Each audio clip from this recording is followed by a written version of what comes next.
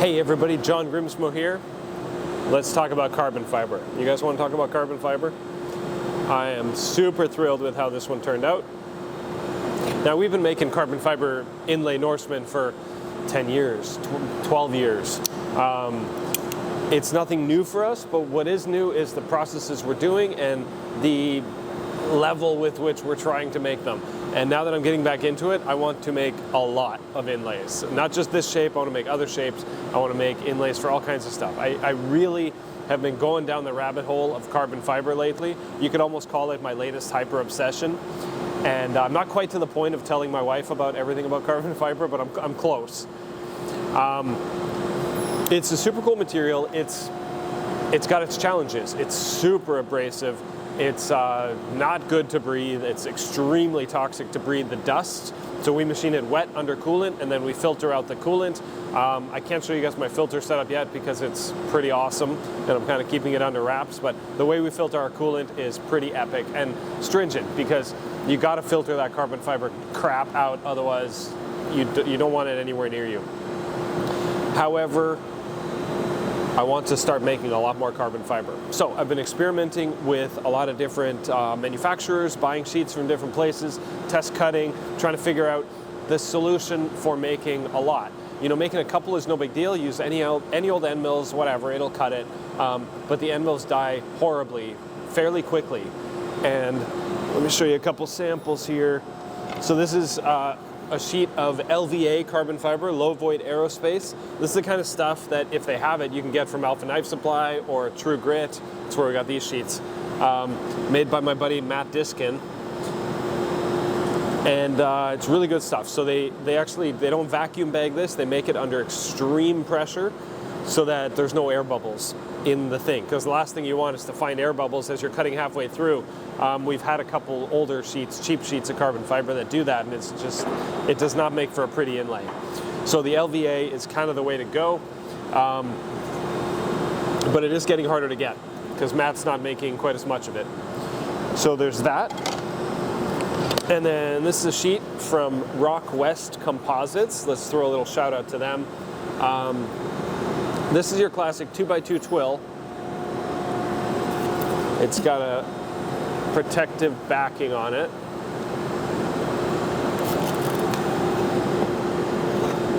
And it's just a very high quality, very nice carbon fiber. I'm extremely pleased with the quality of the company so far. Like no sponsor here, just paid for it.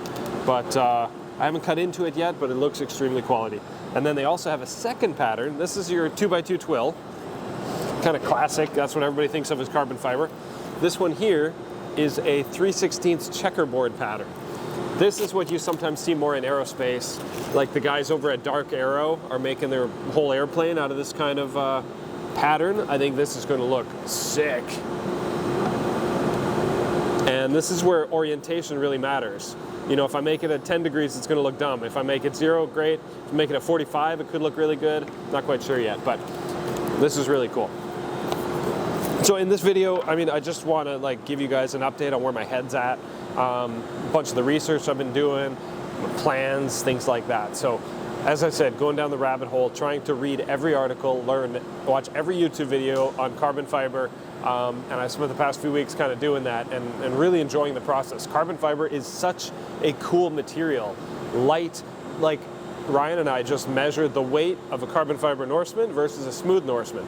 Carbon fiber adds thickness because they stick out. And this was still 0.2 ounces lighter than a smooth Norseman, which is thinner but solid titanium. So it's thicker and lighter, and it adds a bit of feel and thickness to the knife, and it feels so buttery goodness. So good. And it shimmers, and it just looks fantastic.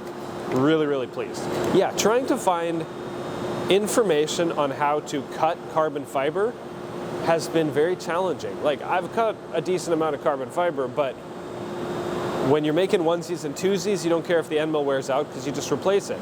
Like, if I want to cut one of these 12 by 12 inch sheets of carbon fiber, this is 17 pairs of handles.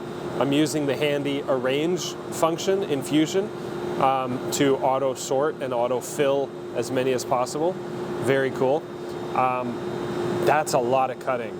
So in the past, I've done a half sheet, 6-inch wide by 12-inch deep, and the end mill broke by the end. And I'll show you under the microscope in a minute how absolutely trashed it is.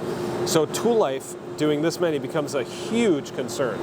So in the Speedio, when we are cutting carbon fiber, I'm using an 1/8-inch end mill, like this broken specimen right here. Not very big, right? 1/8-inch 4-flute end mill. However, let's jump into our screen recorder and record the microscope. Okay, so you can see here some of the wear that is already starting to happen. This end mill broke clearly because, I mean, look at that. Here, I'll get my precision pointing device, my toothpick. So this is a new flute that didn't get used, and this is a worn out section here. It's insane how abrasive carbon fiber is on carbide. Just nuts. We can go way close if you want. I mean, the difference is insane. So yeah, when the end mill wears that much, it's just got too much cutting load and it just breaks or plows or throws your workpiece or does all kinds of nasty stuff.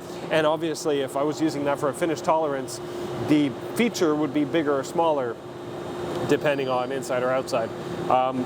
So I use this tool as a roughing end mill to rough down the surface, rough out the profile, and then there are finishing tools that come in and make a good surface. But they don't get that. The finishing tools don't get to do their job if the roughing tool had already broken. So I need kind of tools that will last a full 12 by 12 sheet, or hopefully much longer. And a regular off-the-shelf, this is an $8 end mill, does not do that. So what does? Well, that's where the world of DLC coated end mills and specifically CVD diamond coated end mills come into play. So DLC is a coating that people will use for aluminum cutting very much. It adds some lubricity, it adds some hardness to the surface. For some applications, it's better than the coating on this end mill here. And for cutting carbon fiber and stuff, it does add some tool life. This is all what I'm reading on the internets. And it adds a decent amount of cost to the cost of the tool because the coating costs more money. Now, we've also had some of our knives and pens coated with DLC coating, and it adds some hardness and some coolness and some blackness, which is really cool. The next layer up, which is honestly like 10 times more awesome, is CVD diamond, which is different than a regular chemical vapor deposition coating, CVD. CVD/diamond is literally, and I'm not making this up, you are growing actual diamonds on the outside of the surface of the part to where the purity is like 98% actual diamond. And the thickness is like, I don't know, 5 microns or something like that. And diamond is the hardest known substance, you know, on Earth. And the fact that they can lab grow that on top of an end mill to increase the hardness and the reduce the wear, like on this end mill, is absolutely insane. But it takes, let's say, an $8 end mill and turns it into a $120 end mill. But it might last 20 times longer or more than a regular end mill. So, you know, give or take 10 times more expensive, 20 times lasts longer. Yeah, I'm gonna try it. So yesterday I ordered a bunch of CVD diamond end mills. There's actually a manufacturer in London, Ontario, which is only like 2 hours away from us, that has been making these kind of end mills since the 90s. So I reached out to them, and $120, $140 Canadian per end mill. I got a couple different sizes, some ball mills, some flat mills, and $1,000 later, end mills should be here in a couple days. So that's very exciting. Even with the additional cost, if I can get a full sheet or several full sheets, it is better than this breaking halfway through a large sheet or us only cutting small sheets. I need that process reliability. Process reliability is what we have on that machine, what we have on that machine. That's prototype. What we have on that machine and what we have on that machine. We need absolute process reliability. I need to be able to trust these tools. I need them to last for a certain amount of time, known, and then not have to worry about it. And I want to make accurate quality parts that don't have to be fiddled with all the time. So that's where I'm at. I want to make all of the things. I want to make everything out of carbon fiber. We can't make everything, but I want to get us into a position where we can make more and more and more things out of carbon fiber and not have to worry about things like braking tools or tool life or accuracy or things like that. Like, I want to get really good at this because it is such a cool, such a beautiful material, and I just love it. I'm just kind of obsessed right now. Yeah, I just like it. I mean, titanium, metal of the gods. Titanium is awesome. I'm kind of bored of titanium. Not to say it's bad. It's just, it's all we do. It's all we've been cutting for the past 10 plus years. And still love it. Still gonna keep doing everything out of titanium, but I want to add carbon fiber and like really get good at it. It's like a new challenge for me, and I love new challenges. So when I can apply a new challenge to productive action, to like a new product, to a new feature, new addition, new inlay, things like that, then it's an excuse for me to deep dive and learn everything about that process and get really, really good at it, and then train the team and get the team really good at it too. So that's kind of where I'm at right now. So not only do we want to do inlays out of carbon fiber, but we want to do inlays out of other materials. So we got our 2 sheets from Rockwest Composites here, and we got brown micarta, and we got a black micarta. Notice how these are 1/4 inch thick, so I'm gonna have to take off a lot of material. And we got, I'm pretty sure this is either OD green G10 or brown G10. Can't remember what I ordered. Fun fact about laminates like this, or composites, see how this side is, it's not reflective, but it's very matte. My research tells me the one side is usually made on a glass plate, and then the top side, this is your peel ply layer, and they actually left it on this piece. So this actually just comes right off. But this kind of burlappy type material is what gives the surface that rough surface on one side. Because oftentimes when you buy carbon fiber, it's rough on one side, they call it the peel ply surface, and then it's smooth on the other. Either glass smooth, like fully reflective, or matte like this one. Ooh, I almost forgot. So in order to attach these carbon fiber inlays to the knife, man, over the past 12 years, Eric and I have done all kinds of stuff. We've done super glue, we've done, well, a lot of super glue, and sometimes the super glue does not last. It can get very hard, very brittle, and the inlay can pop out. That only happened in the very beginning, and we've totally fixed that. For the past many years, we've been using a product called Loctite Black Max. I think it's called 242. We'll put a picture up here. And that's great. It's like a rubbery adhesive that leaves a little bit of give and a little bit of flex, and it's black, and it just works really well. But Eric says when he puts it on, he wants to put enough on to cover the inlay, and some of it actually squidges out. So he has to go in with a Q-tip and some acetone and like clean it up. He says it takes forever, but it's worth it to get a good job. So we've come up with the idea, well, we didn't come up with it, but we decided to do what some other people are doing. And 3M makes this product called VHB. And this is VHB 467MP, which is a 2.5 thousandths thick piece of double-sided adhesive. And you can buy it in big sheet forms. I actually got this from DigiKey, believe it or not. And it's two-sided, double-sided adhesive, so it peels off from both sides. Super duper thin. And what some people, like Chris Reeve Knives does, is they either die cut or laser cut. I don't know what they do, but we're gonna laser cut. We're gonna laser cut a slightly undersized outline of the inlay so that we can just place this either on the inlay first and then into the handle, or place this into the handle, peel it off, place the inlay on top.